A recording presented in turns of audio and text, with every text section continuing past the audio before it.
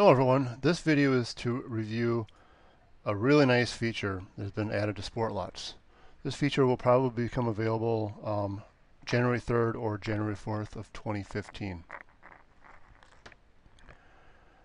The feature I'm referring to is a dealer search option. I know a lot of you have been asking about this over the past year or so, so I've recently developed some screens coming shortly.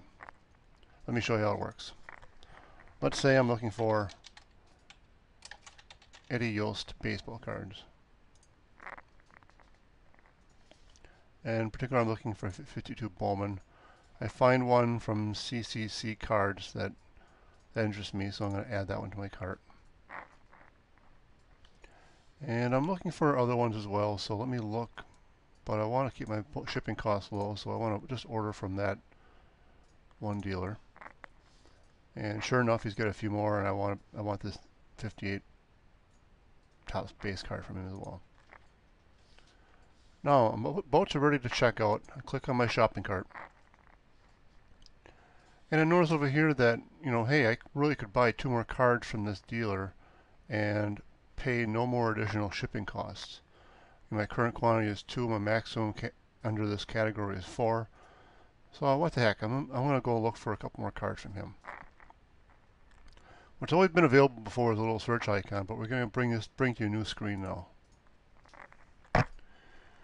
This new dealer search screen brings up every card that this seller has available, and it breaks it up into tabs. He's got 26,451 baseball cards, he's got football cards, basketball cards, racing, hockey, and he also has 6 auctions currently running. Now, going through 26,000 baseball cards one page at a time is a little unrealistic. So I also have some abilities to filter this down. I can enter a search criteria to only bring in certain cards, or I can also filter and bring cards with pictures only, or I can exclude commons from the list. In this case, I'm going to exclude commons, which is basically going to get rid of all the 18-cent cards. And that brings my total from 26,000 down to 14,000. Now, that's still a lot of cards. I've got 298 pages of cards from the seller. So let's say I want to narrow my scope down to 1952 Topps cards.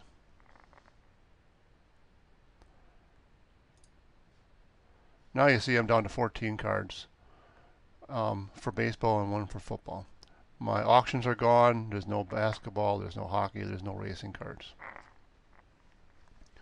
And you can see here that the price of the card, the fact that there's no additional postage, because remember I've got the 2 extra cards that I can purchase without adding any postage to my costs. So I'm going to go back and I'm going to, let's say, order this Yogi Berra card. And again, my shipping remains the same. And I'm going to order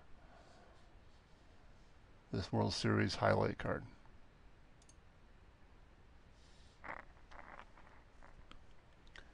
Now again, if I'd wanted to buy some more cards, I could empty this out, click go, and I'm back to the full results again.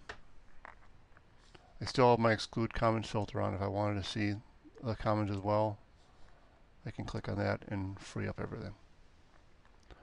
But again, additional 25 cents to buy more cards. Maybe I want to see how many more cards I can buy for the next stage. I've got links up here to look at the seller's postage chart. I can also look at the seller's report card. I'm going to look at their postage chart and see how many cards at their 5. Between 5 and 10, I could order another 5 cards or 6 cards and only cost me another quarter.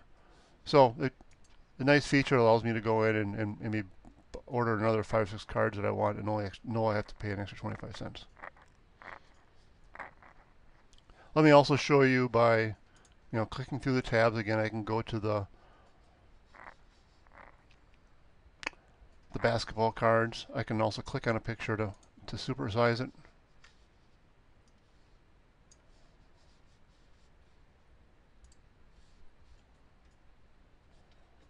I can also go to auctions, and it shows you all the sellers' auctions currently running.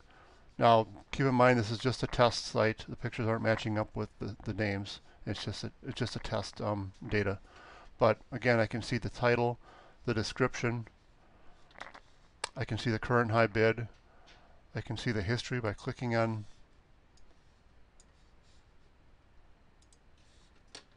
I can see who the current high bidder is. I can see the postage charts. I can pretty much see everything I could see in the other screens. And if I wanted to, I could go ahead and place a bid on this card. And now it's been updated, and I'm now the high bidder. Hope you like this new feature. There are a couple other changes that I've made to the auctions that are important. That will also be going in on the 3rd and 4th. For one thing, the status will no longer be reset unless the current high bidder has been outbid. Currently, let's say the current high bidder has got a maximum bid of $5 and the current bid of $1, and this one goes from 1 to $1.25. The auction's status is reset to a 1. Now it won't be reset to a 1 unless that $5 maximum bid is exceeded. The other change that we made was to start incrementing. The minimum increment is increased from 50 cents to $1 when the item reaches $25 in value.